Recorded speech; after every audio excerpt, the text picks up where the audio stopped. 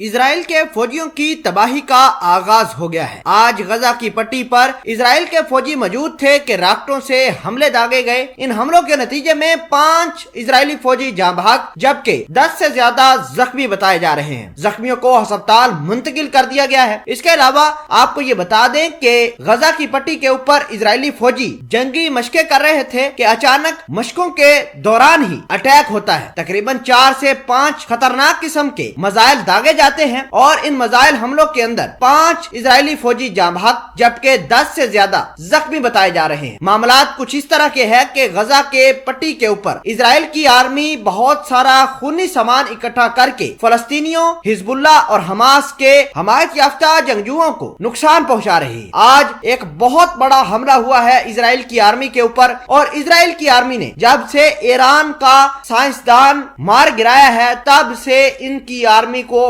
بہت زیادہ نقصان ہو رہا ہے۔ روزانہ کی بنیاد پر ان کے میزائل بھی چلتے ہیں اور ان کے اوپر میزائل آ کر گرتے بھی ہیں۔ اتنے پہلے حالات خراب نہیں تھے جتنے اب ہو چکے ہیں۔ معاملات کیا ہے، کس نے اٹیک کیا، کیوں کیا، سب کچھ بڑی ڈیٹیل کے ساتھ آپ کو بتائیں گے۔ چھوٹی سی گزارش ہے کہ آپ ہمارا یوٹیوب چینل حسنا ٹی وی کو سبسکرائب کر لیں، گھنٹی کے نشان کو دبا لیں تاکہ لیٹسٹ نیوز آپ تک بر وقت پہنچتی رہے۔ ناظرین، سب سے پہلے آپ کو یہ بتا دیں کہ اسرائیل کی آرمی جو کہ پوری دنیا پر مسلمانوں کے خلاف کام کرنے کے لیے مشہور ہیں، اس نے پوری دنیا کا امن تباہ کر کے رکھا ہے۔ لیکن موساد کا سب سے بڑا پروپیگنڈا یہ ہے کہ مسلمانوں کو آپس میں ڈیوائیڈ کرنا، ان کو آپس میں لڑوانا اور ان کو ختم کروانا ہے۔ لیکن آپ کو یہ بتا دیں کہ انہوں نے نقصان تو بہت پہنچایا ہے۔ اسرائیل کی جو موساد ہے اس نے ایران کے اندر کارروائی کر کے ایران کے ایٹمی سائنسدان کو بھی مروایا۔ وہاں پر بہت ساری اعلیٰ جو پرسنالٹیز تھی، اعلیٰ فگرز تھے، ان کو بھی نشانہ بنوائے۔ لیکن آج کل حالات کچھ یوں ہے کہ اسرائیل کی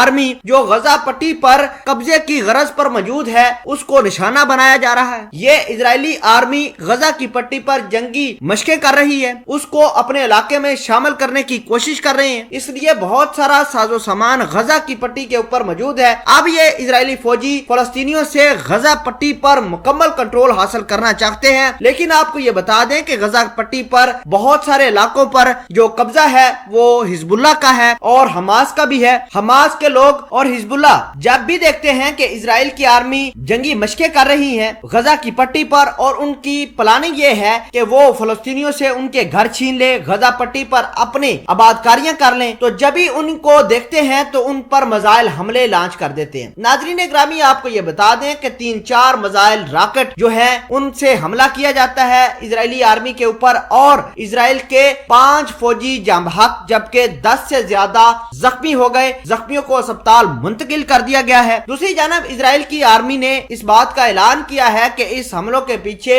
حزب اللہ ہے، حماس ہے اور ان کو پیچھے سے بیک کر رہا ہے ایران ان کو راکٹ، میزائل اور دیگر تنصیبات دے رہا ہے تاکہ یہی لوگ ایران کے میزائل ہر چیز استعمال کر کے اسرائیل کی فوج کو دہلا رہے ہیں۔